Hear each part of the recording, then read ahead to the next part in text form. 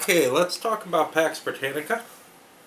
I just finished a game of it. Oh, that camera's a long way away. I bet you the mic isn't going to pick me up that far very well. Alright. First of all, this thing was a long-time real favorite of mine. I loved this game and played it to death. Both solo, very much as I did in this thing, and also quite a few opposed games. It was something you could bring, at least back in that day, to just about any kind of group of players of board games. Well, anyone willing to play anything kind of serious.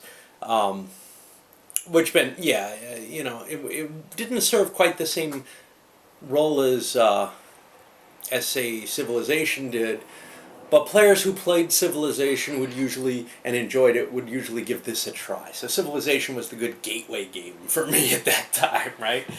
This was the meat and potatoes. This was the kind of stuff that I loved to play in my groups. Mostly multiplayer, somewhat military, sometimes economic, sometimes in between, whatever. A lot of times this kind of power politics game. And this almost epitomized what was the best kind of game at that point. It wasn't necessarily the best in terms of rules, as we can see through the playthrough and my discussions in the intro. The rules are vague in places, ambiguous. A discernible system to fix them,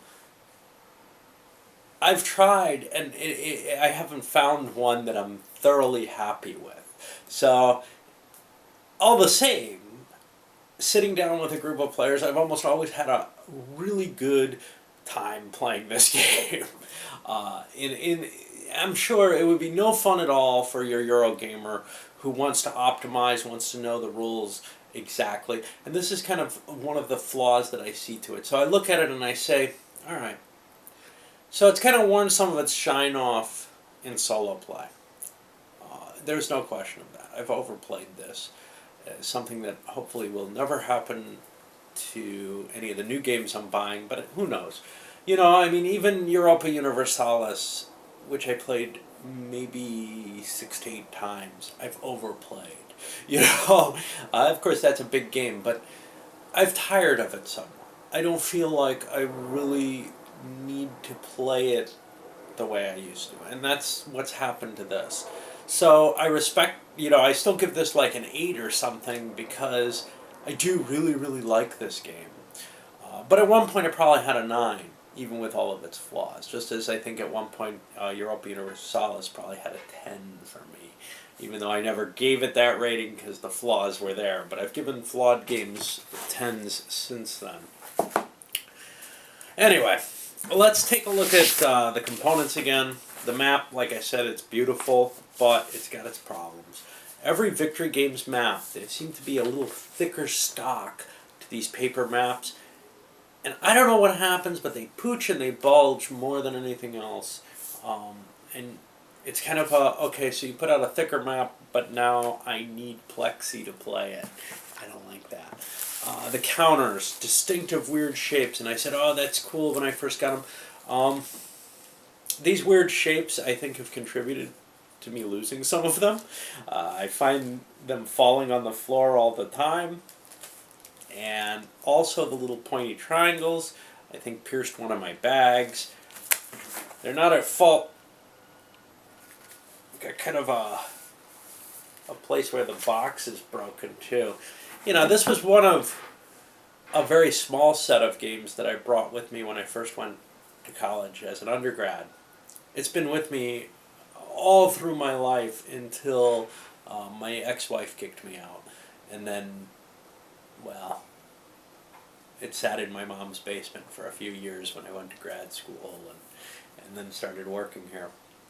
And I'm glad to have it back. It's definitely something that belongs in my possession, but it's just not something I'm going to pull out much. Anyway, the reason I got to that little segue was We've got the damage that's here. And this was a game that went into a steamer trunk full of stuff, and I hauled it up with me. A very small steamer trunk, probably about a Foot Locker, large Foot Locker though. And it was, I hauled it with me to gaming locations here, there, and everywhere. These Victory Games boxes aren't like the GMT boxes. They're not armored. In fact, the SPI boxes, I think, are more sturdy. So it took some wear, and pieces fell out of. I have these cheap bags, fell out of them. These are cheap. They were very, very cheap Ziplocs I bought, for like 50 cents for 100 of them or something way back in the day. Well, even the real Ziplocs that I have here are not as sturdy as today's, and they've kind of weakened with age. You also have. Not that any of this matters to you, I'm sure. You have this player aid sheet that you got to keep your record keeping on it, and like things like Stellar Conquest or today's Space Empires 4X, this is a bookkeeping game. If you don't like bookkeeping, stay away from this. Seriously, if bookkeeping bothers you at all, it's not a huge effort on it. But every turn, you're going to be recording what you have and doing a little bit of math there to figure out what you need. Each player also has one of these charts, which gives you combat charts, summary of a lot of the important rules, and pretty much everything you need to play. Although in some cases, so France has the Chinese resentment on it. It doesn't have the European. England doesn't have either because they have such a big setup, stuff like that. But that information is easily available from other players' sheets. You just grab their sheets, right? And nice little world map. You can photocopy this and color it or whatever. You could also you also have a summary of all the information, all the areas on the map, and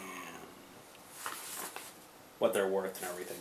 Help you find things on the map if you're not used to it. Well, help you find the valuable areas that you want to get to. Generally, this map is small enough, and I've played it enough that that's never been an issue for me. I don't know too many players that it really is. Most people have an idea of where the valuable stuff's likely to be. The rules are really pleasant to read. I loved these. I love Victory Games rules all along. But they're definitely lacking in terms of, being complete, to say the least. There's aspects, especially around timing, etc., that some general timing rule would help, but in the end it feels like it's intended to be, hey, whoever shoots their mouth off first in something legally gets to do it.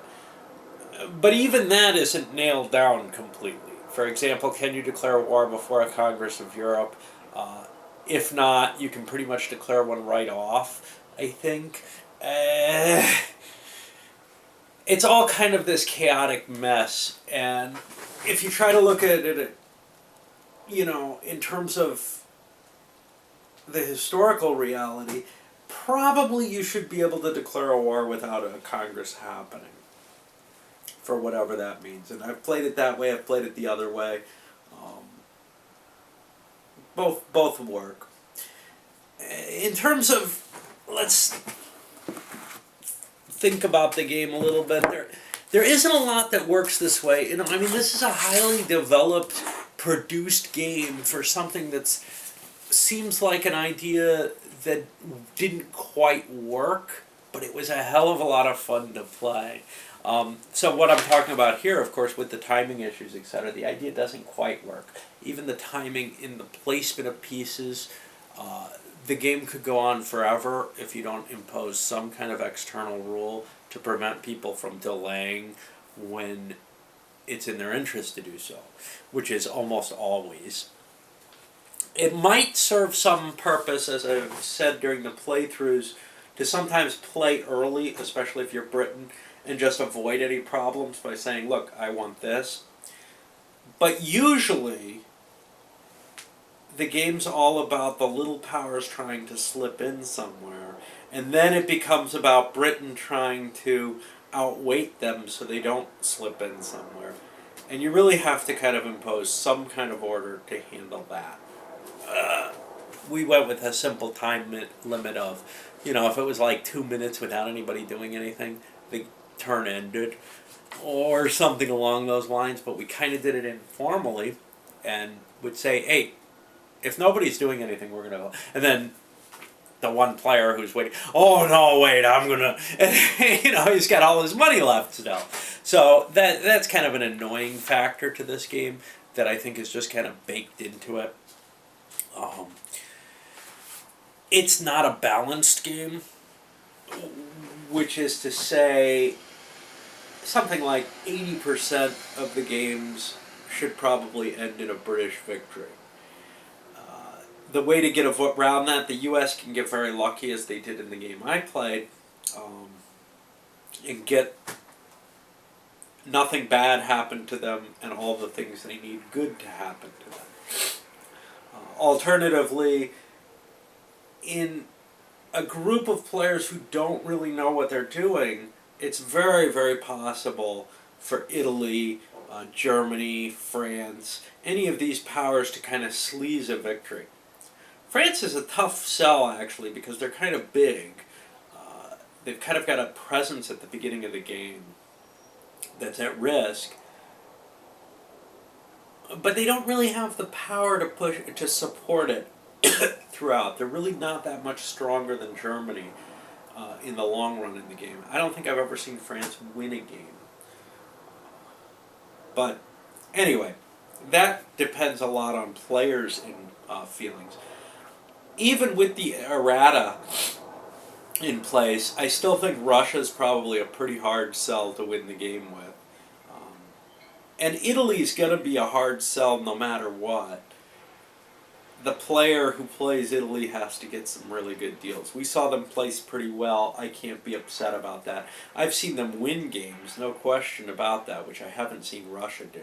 Russia is hemmed in without merchant fleets, and that's absolutely historical. And although they have access to China, which could break open and be really interesting, it very seldomly does. Usually the U.S. is able and wants to prevent any kind of Chinese partitioning. And usually, even if the U.S. doesn't make it there, the other players squabbling prevent China from being partitioned terribly much.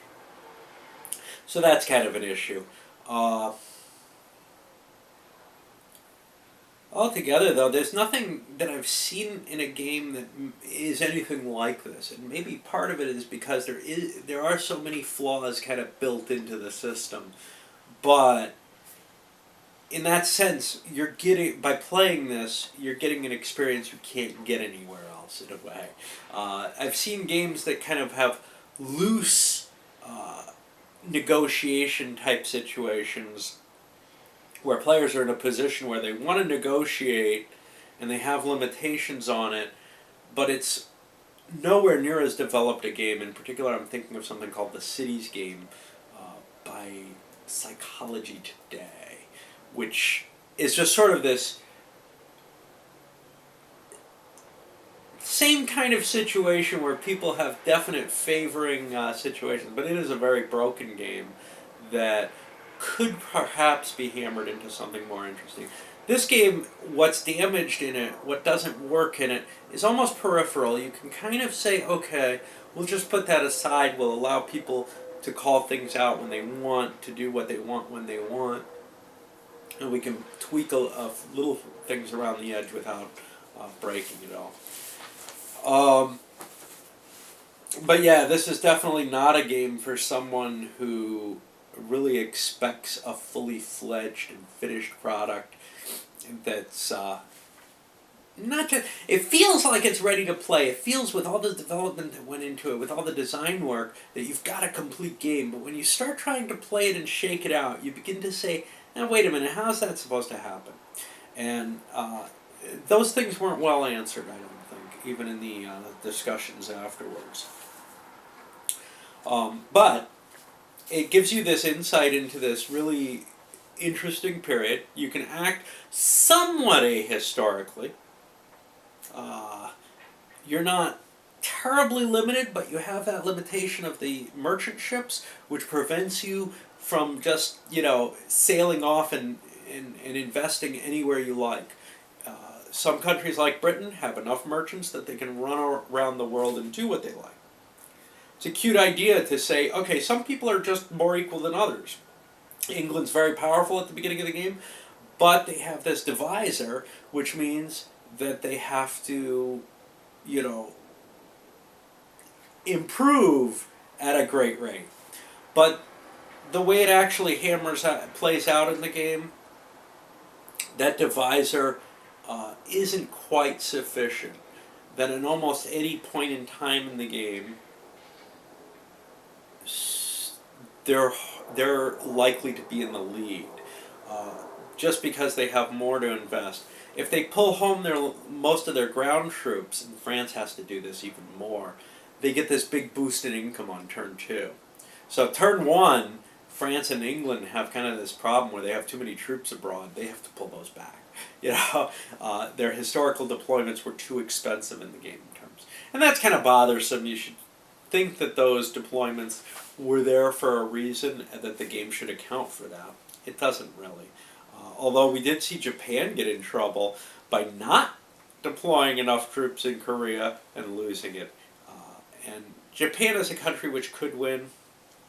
I don't think I've seen it happen, but they have a reasonable chance.